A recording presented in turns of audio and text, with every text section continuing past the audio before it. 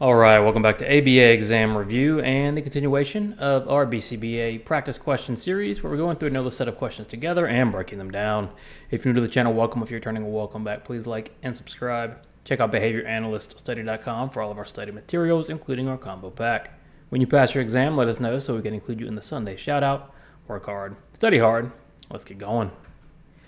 You're supervising a technician who is consistently struggling with accurately implementing a DRO procedure, often inadvertently reinforcing instances when the target behavior did occur, or reinforcing behaviors that are not truly other than the target behavior. Your most effective supervision strategy would be to what? Now, there are a few teachable moments in this question. First, people often struggle with supervision because it is a lot of management style thinking, and if you've never managed a person or a team, it can be a struggle at first. What you want to think about for supervision is running a client's case. What would you do if a client was struggling with a skill? How would you approach that? And when you're training a supervisee or a staff member, you're going to want to use reinforcement. You're going to want to use behavioral strategies. Second, when you see something like DRO instead of differential reinforcement of other procedures, don't panic. These common abbreviations are something you want to know on your exam. With that said, let's answer the question. Your most effective supervision strategy would be to what? You're supervising this technician, they're struggling with DRO, they're reinforcing behavior when it did not or when it did occur, or reinforcing behaviors that are not other than the target behavior. The intervention's not correct. What's the most effective supervision strategy in this situation? A, tell the technician to review the DRO definition in their RBT handbook and quiz them on it next session. Get away from the quizzes and the written exams and those type of things. We are an applied science. We have to do these things in the moment with people. Going to the handbook and learning the definition is not going to fix this RBT's issue. B, document the issue and report it to your clinical director, requesting that another analyst supervise this technician. When you become a BCBA, one of your primary roles is training and mentoring and supervising people. If you're not comfortable with that, you've got to get comfortable with that. You can't just hand off RBTs that you think are challenging. So B is not the most effective strategy. C, reduce the complexity of the intervention plan by removing the DRO component until the technician demonstrates mastery of other procedures. You're going to be very careful about falling into this trap where you're now making adjustments to your interventions based on your technicians rather than the environment or the needs of the client. Can you occasionally do it? Yes, but something this simple with the DRO procedure, that is not something where you need to be changing the whole intervention because they're not doing it correctly.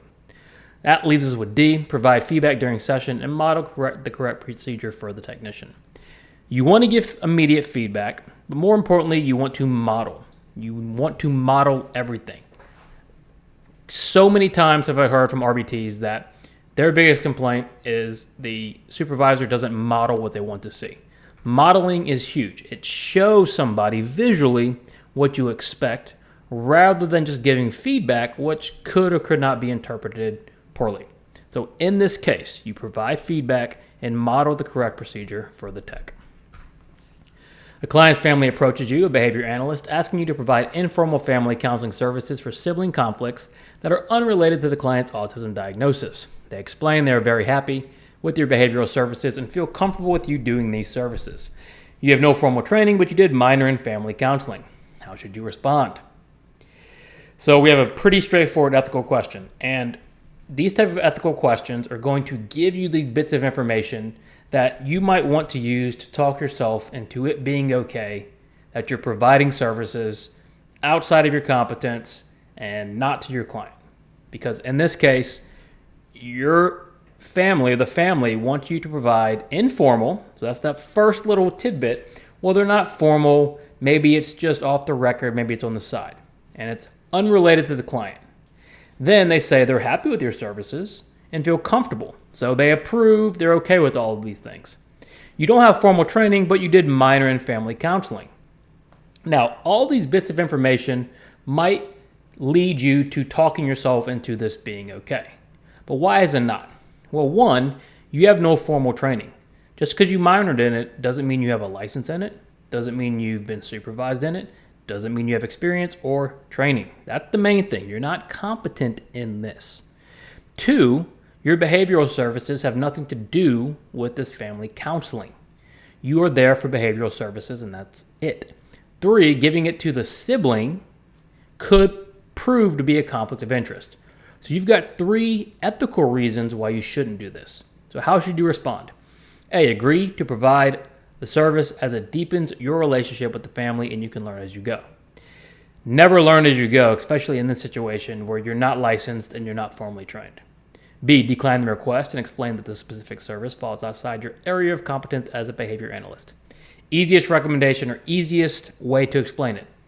I am not trained in this formally. I have no license. I can't provide this. If they don't accept that, say, I don't want to create a conflict of interest by offering this to the sibling as well as working with the client. You have to decline this request. C, agree to provide the service, but perform them separately from your ABA services with the family. Don't agree to provide the service even if it's separate from ABA. And D, agree to provide the service, but only if they sign an additional consent form acknowledging your limited experience in that area. Even if they agree to it, you still shouldn't do it. It leads to potential conflicts of interest that you do not want to have to address. You're conducting a functional analysis for a child's aggressive behavior. During the attention condition, where aggression results in adult attention, aggression consistently occurs at high rates. During the play condition, where attention is freely available and no demands are placed, in the alone condition, aggression occurs at near zero rates. This pattern of results strongly suggests the aggression is maintained by what? We have a functional analysis question. And functional analyses often trip up people because they're more complicated than they seem. All we're doing with a functional analysis is setting up the environment to evoke the target behavior and then giving the target behavior what it wants. In other words, we're setting up this functional analysis to see aggression. Your goal during a functional analysis is to see the behavior of interest. And then when you're in the attention condition, aggression needs to result in attention. When you're in tangibles, it needs to result in tangibles. Escape, automatic reinforcement, so on and so forth. So if the behavior during the attention condition is occurring at high rates, and during the play and alone condition, it's near zero, well, that makes it pretty easy, right? What is suggested that aggression is maintained by? Well, attention. Functional analyses are not that difficult.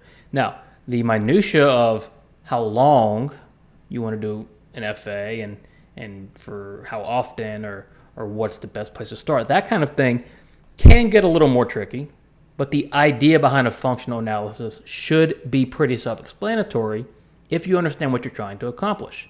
You're trying to accomplish the identification of what that behavior wants. And if you can give that behavior what it wants, that behavior is going to continue, and you can identify that function. A gardener wants to know how much time passes between the moment they plant a specific type of seed and when the sprout first appears above the soil. They record the date and time the seed is planted, and then the exact date and time the sprout first emerges. What dimension of behavior is the gardener primarily measuring? I like this question because it's not an exact one-to-one necessarily for what the answer is. And I mean, I guess depending on how you look at it, but it's outside of human behavior, right? We're looking at plants. Okay, so we have a gardener who plants a type of seed and wants to know when the sprout first appears. So they record the date and time the seed is planted. Let's just make that A. And then when the sprout first emerges. And what are they measuring? They want to know how much time passes between this moment. Now, what are our two measurements that measure between time? Well, that's going to be latency and inter-response time. Those measure time in between. Now, latency measures the SD to the response, so time in between here. This is your latency. Inter-response time measures time in between responses, like this. So this would be your inter-response time. And then if you're looking at duration, duration measures the length of a singular response. What are we measuring? We're measuring time between A and B, or the SD and the reinforcement. We're measuring latency. We're not measuring duration, not the total time, and it isn't frequency or rate because we're not taking a count. What is the gardener primarily measuring? A, latency. A client you're working with enjoys listening to music on a tablet. You're teaching them to complete a puzzle independently. Your supervisor has instructed you to allow the client to listen to music for 5 minutes only after they have completed 3 puzzle pieces correctly. This procedure is an example of which of the following, with 2 question marks. So we're looking at the procedure where we're looking at what type of procedure we're using here. So it should be pretty straightforward, right? We have a client, they like listening to music. You want them to complete a puzzle independently. And as you read questions, start picking up information. We have their preference, which may be a reinforcer. We have a target skill.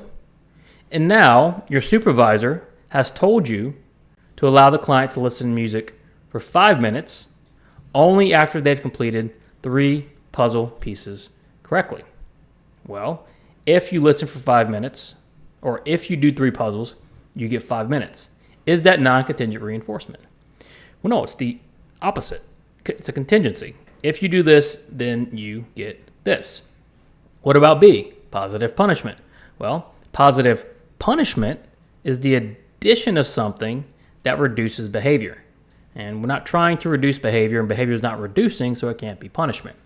Extinction is the withholding of reinforcement, which we're not doing. We're giving reinforcement. Contingent on the behavior. So access to music is contingent on the puzzle pieces. This procedure is an example of C. Very straightforward question, I should say. One that you should not have much trouble with.